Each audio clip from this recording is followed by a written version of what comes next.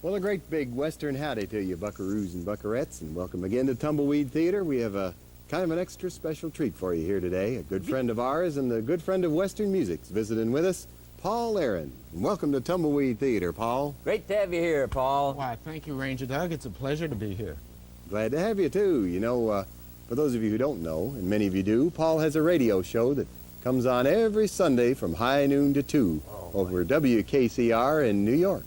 Every Sunday afternoon, and it's called Cowboy Joe's Radio Ranch. Yeah, it's my favorite show on the radio, too, Paul. It's a good right, Ranger Doug, and I play nothing but the real Western music. Yeah, that's what I like about it. That's what I like about Western music.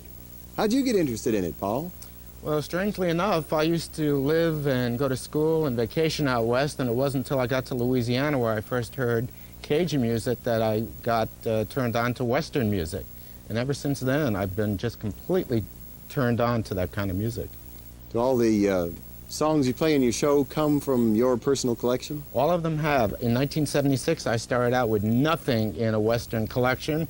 In fact, I hated Western music. I hated country music. I hated country twang. I hated the steel guitar, and now I won't hear anything but it.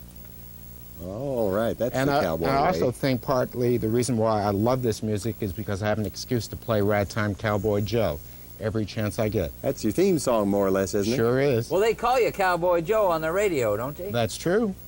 We have a special kind of treat here today because you're going to be with us here in about 6 months now, right? Broadcasting live and direct from the XXX Ranch. Cowboy Joe is going to be here for 6 months? Yeah, we got the transmitter all set up. You mean I get to leave New York for 6 months and come here?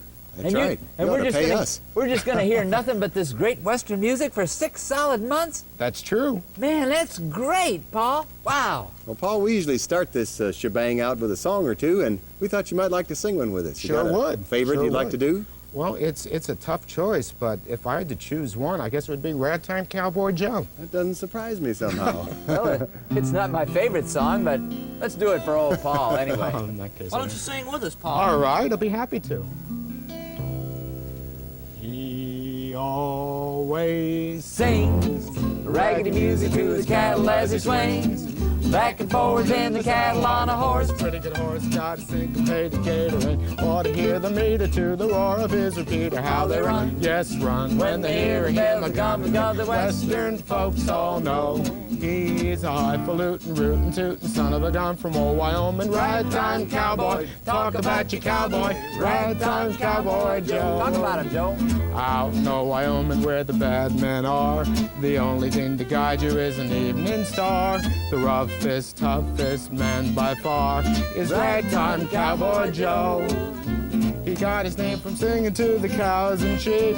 Every night they say he sings to herd to sleep. They say. In a bass voice rich and deep, crooning soft and low down.